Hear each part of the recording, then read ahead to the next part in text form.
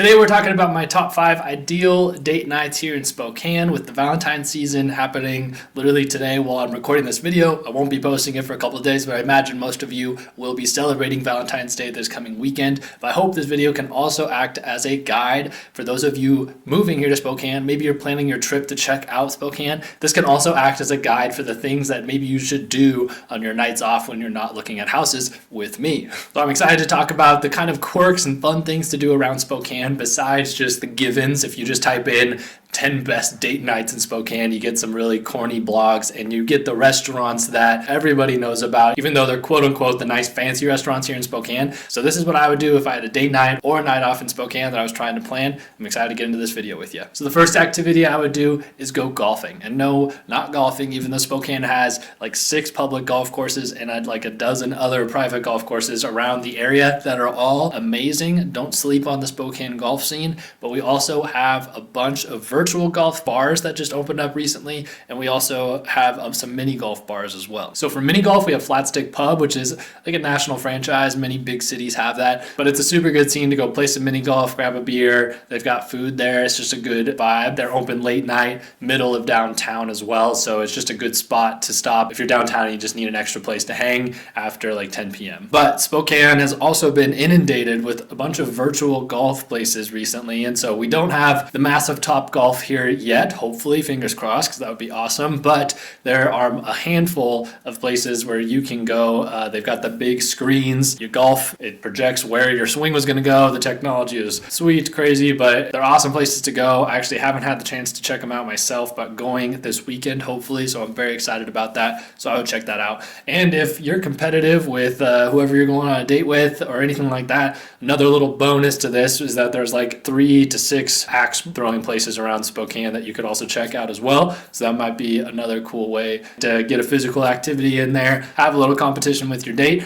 and make it a super awesome night. Next up is a classic, but it's just going to the movies. But Spokane has some cool movie options. So not only do we have just your typical riverfront park AMC theater, it's just like massive theaters. We have the recliner chairs now. You get to pick your seats, all that kind of stuff, which is really not for me because I will just fall asleep if I'm sitting in a recliner watching a movie. But you can go do that experience, watch the big blockbuster film and do that whole thing. But Spokane has a couple amazing independent movie theaters as well. The first one being the Magic Lantern. The Magic Lantern is a great, just eclectic movie theater. There's 2 theaters in there, both super small. I think the biggest one seats like maybe 100 people tops. The second one seats like 30 people. It's like super intricate. I saw Top Gun, the new Top Gun there, which was ridiculous because you're like this far away from the screen, but it was an awesome experience because there's just so few people there. You kind of have to be okay with maybe people talking or like making jokes during the movie. That's just kind of the vibe there, but it's actually a super fun experience. But this is the place you would go for movies that most people have never heard about. You're not going to see commercials for these movies or they're foreign films, stuff like that. So if that's kind of your scene or you want to just go, just pick one and just see what happens, just experiment with a not mainstream movie, then this is definitely the place for that. The other movie theater that we have is called the Garland Theater. The Garland Theater is in the Garland District, which is a great spot for a date night as they have just multiple bars and restaurants that you could bounce between before heading to the movies. But the Garland has been a theater in Spokane since 1945. It's absolutely massive. And so even when there's a lot of people there, you tend to have almost a whole row to yourself and you can completely spread out if you want to do that. But the Garland is a place that I would go to see a blockbuster movie, but maybe 3 or 4 weeks after it's come out in the bigger film, because that's usually when they will release them. But it's insanely cheap. I think tickets are like $5 at the Garland Theater. And then they have arguably the best movie theater popcorn in Spokane. You get to put your own butter, self-serve butter, so you can drench it in there if that's your thing, put your own salt on there. They serve alcohol. It's an awesome, super fun experience. I love the Garland Theater. And then leading into the next activity that I would do here in Spokane that is relating to the Garland Theater is checking out all of the tiny bars that we have here in Spokane. And one of those is inside the Garland, and it's called the Bon Bon. So Spokane, I don't know, maybe this is a normal thing in other cities, but we have like 5 or 6 hole-in-the-wall bars here in Spokane. They're super small. I think max capacity is like 20 people, and that's like shoulder to shoulder tight. But the first first one is the Bon Bon that's in the Garland Theater. So you can actually grab some alcohol at the Bon Bon and bring it into the movie theater. But the other one that you can check out is the Baby Bar. That's downtown across the street from the Davenport Hotel. It's connected to Nito Burrito, which is amazing burritos there. You can go any time of day, but it's just a good spot for like the 10 p.m. burrito. So, but Baby Bar is super cool. There's literally like 10 chairs in there, maybe. It's like all red light, and it's just a cool spot to stop by. We have Bijou, which is a little bit west of downtown. Again, I think 5 people can sit in there. They have a lot more outdoor seating.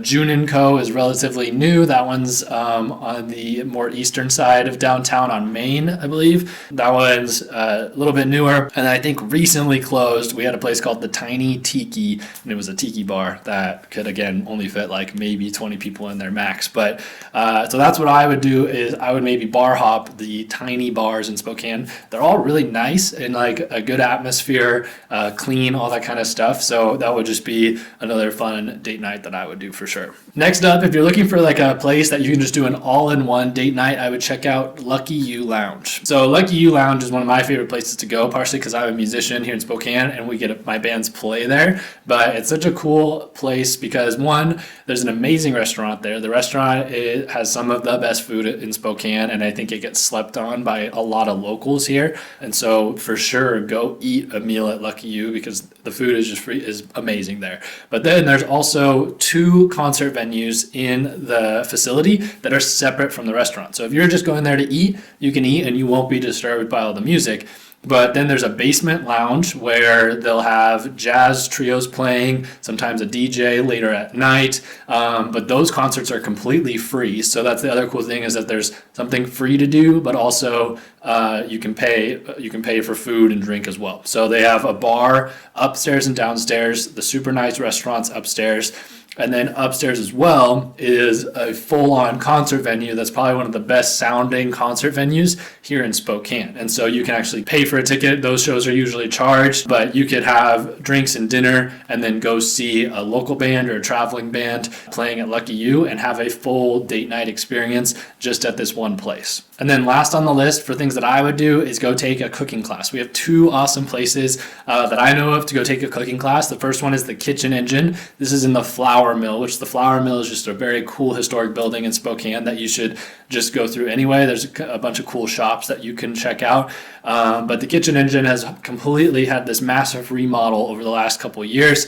And so now they have this huge kitchen, are doing regular cooking classes that you can check out. And I think it's just an awesome experience. I think the business is super cool. They've been around Spokane for, I don't know exactly how long, but a long, long time. And they've been a very successful small business here in Spokane.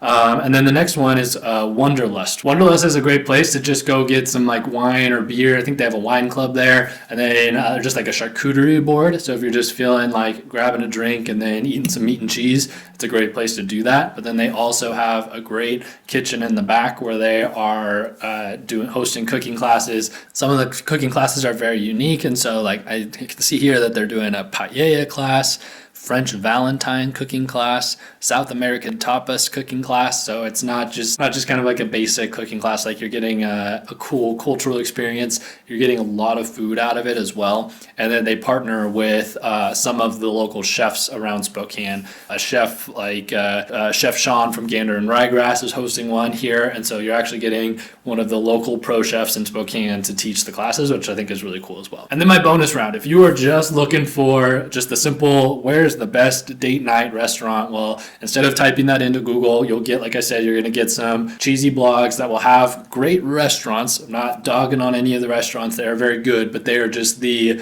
restaurants that everyone goes to. So I would check out Wooden City. Wooden City's been in Spokane for a few years now, but they have one of the best environments. Like, it is such a beautiful restaurant in the inside. The food is awesome. The drinks are amazing. And so I feel like that this one is like the hidden gem for romantic, good date night restaurants. And so Wooden City is definitely the one I would check out. So I hope this video was helpful. Like I said, if you're doing the Valentine's Day date this coming weekend, or you're stopping into Spokane, checking out some houses, and you have some free nights and you're looking for things to do, this is what I would do. And if you are moving to Spokane, there's a link down in the description where you can schedule a meeting me right on my calendar at a time that's convenient for you, and we can talk all about Spokane, your needs, and help you make that transition. Thanks so much for watching the video. Like, subscribe, comment, and I'll see you in the next one.